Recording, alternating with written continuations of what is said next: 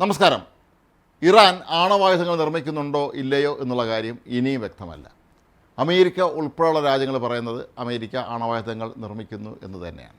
ഒരുപക്ഷെ ഇതിന് ഒരു തടയിടാനെന്ന വണ്ണമാണ് ഇപ്പോൾ അമേരിക്ക പല ഘട്ടങ്ങളിലും ഇറാനിൽ ആക്രമണം നടത്തുമ്പോൾ അവരുടെ ആണവ നിലയങ്ങൾ ലക്ഷ്യമിട്ടത്. പ്രധാനമായും ഇറാൻ്റെ ഫോർദോ ആണവ നിലയമാണ് അവരുടെ ഏറ്റവും പ്രധാനപ്പെട്ട നിലയങ്ങളിലൊന്ന്.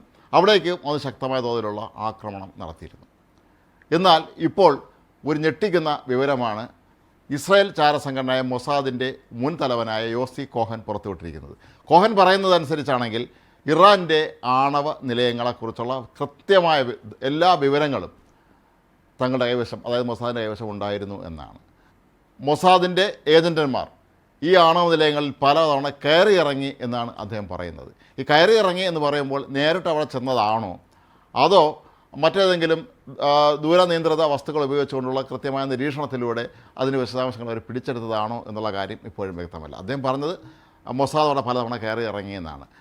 മാത്രമല്ല, ഇത് വളരെ പ്രധാനപ്പെട്ട മറ്റൊരു കാര്യം, ഇറാനിലെമ്പാടും തന്നെ ഇസ്രായേലിന് തങ്ങളുടെ ചാരന്മാരുണ്ട് എന്നുള്ളത് ഒരു പരസ്യമായ രഹസ്യമാണ്. ഇറാനിലെ മുൻ പ്രസിഡൻ്റായ നെജാദ് പോലും ഇപ്പോൾ വീട്ടിടങ്കലാണ്. അദ്ദേഹവും മൊസാദിൻ്റെ ഏജൻ്റ് ആയിരുന്നു എന്നായിരുന്നു ഒരു ആരോപണം.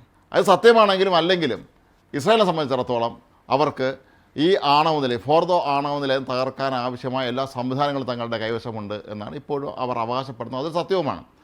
എന്നാൽ അമേരിക്ക നടത്തിയ ഓപ്പറേഷൻ റോറിംഗ് ലയൺ എന്ന ആ ഒരു ഓപ്പറേഷനിലൂടെയാണ് ഈ ഫോർദോ ആണവ നിലയത്തിന് നേരെ അന്ന് ആക്രമണം നടന്നത്. ഇത് തൻ്റെ ജീവിതത്തിലെ ഏറ്റവും വലിയൊരു സ്വപ്നമായിരുന്നു എന്നാണ് ഇപ്പോൾ ഈ കോഹനും വെളിപ്പെടുത്തിയിരിക്കുന്നത്. പക്ഷേ ഈ ആണവ നിലയം പൂർണ്ണമായും തകർക്കാൻ അമേരിക്കയ്ക്ക് കഴിഞ്ഞോ എന്നുള്ള ചോദ്യം അവിടെ അവശേഷിക്കുന്നുണ്ട്.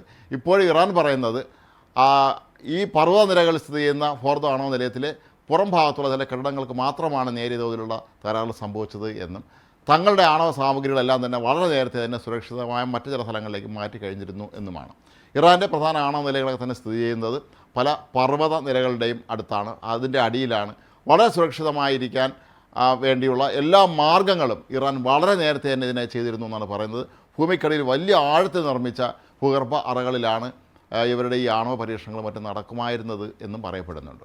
ഏതായാലും ഇറാന് നേർക്ക് അമേരിക്കയും ഇസ്രായേലും ഒക്കെ നടത്തിയ ആക്രമണങ്ങൾ, അല്ലെങ്കിൽ ഈ ആണവ നിലയത്തിന് നേരെ അമേരിക്ക നടത്തിയ ആക്രമണങ്ങളൊക്കെ തന്നെ ഇറാൻ്റെ ആണവ സ്വപ്നങ്ങളെ ഒരു 6 വർഷത്തെങ്കിലും പിന്നോട്ടടിച്ചു എന്നാണ് പറയപ്പെടുന്നത്. അതായത് ഇനി ഒരു 6 വർഷം കൂടി കഴിഞ്ഞാൽ മാത്രമേ അവർക്ക് കൂടുതൽ ഈ പഴയ അവസ്ഥയിലേക്ക് എത്താൻ കഴിയുകയുള്ളൂ എന്നുള്ളതാണ് വാസ്തവം.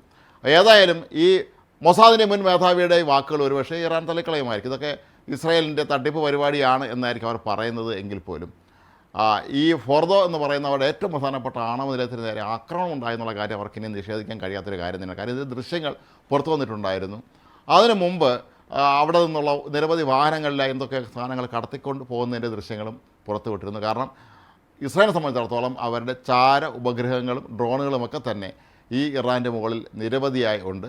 അവർ വളരെ കൃത്യമായി ഇതിൻ്റെ ചിത്രങ്ങളും ദൃശ്യങ്ങളും എല്ലാം പകർത്തി ഇസ്രായേലിന് മൊസാദിന് എത്തിച്ചു കൊടുക്കാറുണ്ട്. അങ്ങനെ അവർക്ക് ഇറാൻ്റെ ഓരോ ഘട്ടങ്ങളിൽ നടക്കുന്ന അവരുടെ ആണവ മേഖലയിലാണെങ്കിലും മറ്റ് സൈനിക കാര്യങ്ങളാണെങ്കിലുമൊക്കെ തന്നെ കൃത്യമായി മനസ്സിലാക്കാൻ അവർക്ക് എപ്പോഴും കഴിയുമായിരുന്നു. എന്നാൽ ഇപ്പോൾ ഈ മൊസാദിൻ്റെ മുൻ തലവൻ്റെ വെളിപ്പെടുത്തൽ ശരിക്കും ഇറാനെ ഞെട്ടിപ്പിച്ചു കളഞ്ഞു എന്നാണ് പൊതുവെ കരുതപ്പെടുന്നത്. കാരണം എങ്ങനെയാണ് ഈ ഫോർദോ ആണവ നിലയത്തിനുള്ളിൽ തങ്ങൾക്ക് കയറിപ്പറ്റാൻ കഴിഞ്ഞത് എന്ന് ഇപ്പോഴും കോഹൻ വ്യക്തമാക്കിയിട്ടില്ല.